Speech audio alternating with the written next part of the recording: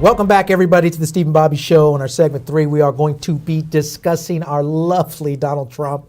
And look, Donald Trump don't like judges that judge or that give decisions that he is not in favor of. He doesn't like anybody who disagrees with him. Well, yeah, including judges. He hates it when someone disagrees with him, and he can't do anything about it. Especially the judges, because that's 1/3 of the government, right? The judicial branch. So we had an interesting little back and forth. Well, it's not really a back and forth. It was is it a district judge that had an issue with Donald Trump, right? And the things that Donald Trump says and does. So first of all, before we get in what the judge did, I want to give you guys, just so you guys can start remembering. Let's go back. Out of all the different things that have happened. Donald Trump, because this was relatively early within Donald Trump's election as president. So this was, what, a year? You know what's crazy? What, 2 years of Donald Trump presidency? Almost 2 years. Oh, my God. It feels like almost 2 years. This is like this guy's been president for 10 years already. Yeah. Almost 2 years. It's more than 2 years. Almost 4 years, right? What's almost 4 years? Donald president. Donald. It feels like president. That. No, it's 2 years. We're working on 2 years. Right? 18. It's going to whatever. So anyway, next year is the end of the 4. No, 18. He was in 2018. Oh yeah, you're saying when he's resigning? No, when he quit. Oh not when he quit. That's right. You did when mention he started. It was in 2016, right? I got you. So what we want to bring you back to and remember is Trump University. Oh, yeah. Right? There was a Trump University before, and while he was going to court, the judge was a Hispanic judge. Right. So there was, I don't know if you guys remember this, was Judge Gonzalo Carriel. He is a judge of Hispanic origin. I don't think he was Mexican. I think his mother's nationality was like Honduran or something. They say Mexican, but he wasn't. It's kind of. It makes no difference. It's not the fact that it's irrelevant, because I guess his nationality what he is relevant to him. Yeah, his ethnic background. The fact is he's American. He was born in Chicago. Yeah. This guy is an American judge. So the only thing was the color of his skin. Yeah, and I think he had an issue because I think this was about the wall actually. This was a situation with the wall. What was going on with the wall? Because of what he was doing with the wall. Yeah. Well, let's watch it. Let's watch. Look at this. Y'all see what we're talking about. Judges of Mexican heritage. I'm building a wall. Okay, I'm building a wall. I am going to do very well with the Hispanics, the Mexicans. So everybody. no Mexican judge could ever be involved in a case that involves you? He's a member of a society where very pro-Mexico, and that's fine. It's all fine. But I think he should recuse himself because he's Latino. So you so you have to admit the fact that Judge Coriel, if I was a judge, right? Say I'm a district judge somewhere, and I saw that, I think that would infuriate me. Or it would piss me off. I mean, for him to say that the judge is not qualified because of their ethnicity or the color of their skin. Right. And because, I'm doing something to his old country, and so because of that, he can't judge my case. This was a long time ago, guys. I thought this was all water under the bridge. But all the things that he's been doing is eating at people. And when it comes to this very moment, when it eats at someone who is a district judge right now, right? So Southern District of Mississippi, a federal court judge, judge, right now brings it back up to describe the way that he felt when Donald Trump was doing that and the action that he takes today. Let's take a look at this one right here. When lawmakers say we should get rid of our judges, you can hear segregationist senators writing bills to strip our courts of their power. And when the executive branch calls our courts and their work stupid, horrible, ridiculous, incompetent, a laughingstock, and a complete and total disgrace, you can hear the slurs and threats of executives like George Wallace echoing into the present. I know what I heard when federal judge was called very biased and unfair because he is of Mexican heritage. When that judge's ethnicity was said to prevent his issuing fair rulings. When that judge was called a hater simply because he is Latino. I heard the words of James Eastland, a race-baiting politician empowered by the falsehood of white supremacy, questioning the judicial temperament of a man solely because of the color of his skin. I heard those words, and I did not know if I was in 1967 or 2017. This false seed is being sown across this country, from Mississippi to Virginia. I know because I'm here.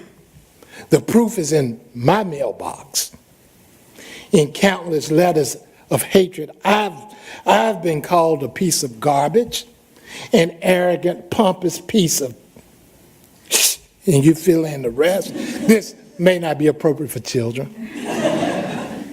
A disgrace, an asshole who will burn in hell, and the embodiment of Satan himself. See, I mean, you mentioned that, you know, it would infuriate you as a person being told that you can't lay a good judgment. In this one, he wasn't even the judge, and he felt discriminated against, you know, at that particular moment. Yeah, and that was actually judge. His name, he's a judicial judge. He's a district judge in Mississippi, right? Southern District of Mississippi. Yeah, he's a federal judge. Excuse me, I'm sorry. He's actually in the Southern District of Mississippi. His name is Judge Carlton Reeves. That particular judge is actually very quiet. They said he's never like that. Right. So he was. This is what Donald Trump is doing to the judicial branch of our, you know, there's three branches of government. Right. Everybody knows that: executive, judicial, and legislative. Right. So you have the three branches of government. One of those branches, you got two branches bumping heads to the third branch, and you got one branch thinks they're overpowering the other branch, and then you have these types of situations. So, anyway, I just, you know, I thought it was important that we listen to that because, you know, in a Donald Trump presidency, where we're in right now, we're witnessing, you're all living through history here. This is history that you guys are living through, because a lot of the stuff that's going on here, a lot of the problems and the issues that we're having, and that's being brought up, are testing the boundaries of our Constitution. Right. Right. What are the limits of the president? What can he do? What can he not do? What does Congress have the authority to do? Right. Because Congress is going after Donald Trump's taxes. Is that legal? According to law, says it is. Right. So, but Donald Trump's challenging that. So we run into these things where the judicial branch is starting to show that they're having a problem with this, you know, and with the issue of what's going on and the criticism that's coming from the executive branch. Right. Everything's become completely polarized. Everything. Everything is polarized, and now you're separating the branches. There's a huge lack of respect from one group to another that they can't even talk together and be cordial. Right? There's no more term of being presidential when we're talking about this particular administration. Right. And so this is what he's done. I mean, there are a lot of folks out there that said Donald Trump's not racist. He doesn't do racist things. But you got to look at those actions that are there to now have this person, this judge, okay, Southern District of Mississippi, a very, very prominent person, a very well-respected judge who makes great decisions, or who does decisions on the best of their ability. Okay, I can't say great decisions because I haven't seen all of them, but it's a well-respected man. And for him now to come out and say these actions take us back to 1967. From a federal judge. Right. These actions that Donald Trump had done takes us back to 1967.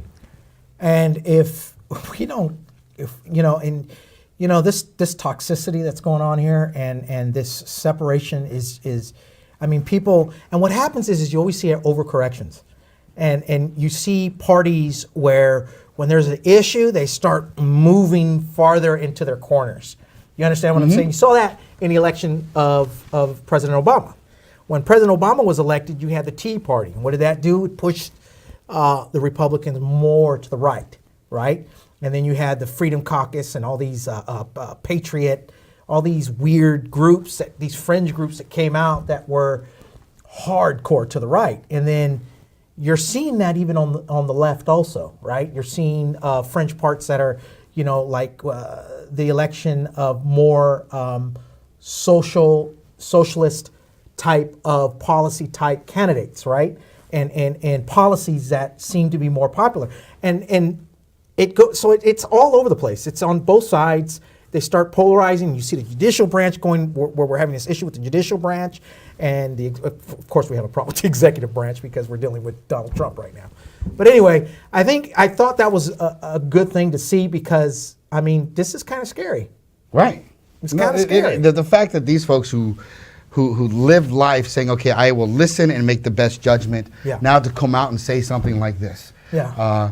This is our country. This is where we are taking it. We need to take it back, right? Not back in time, move forward, right? And that's the things that we got to do. But that's some news for you. Thank you for watching the Steve and Bobby Show here on Mad Talk TV shows. We'll catch you next time. Thank you for watching.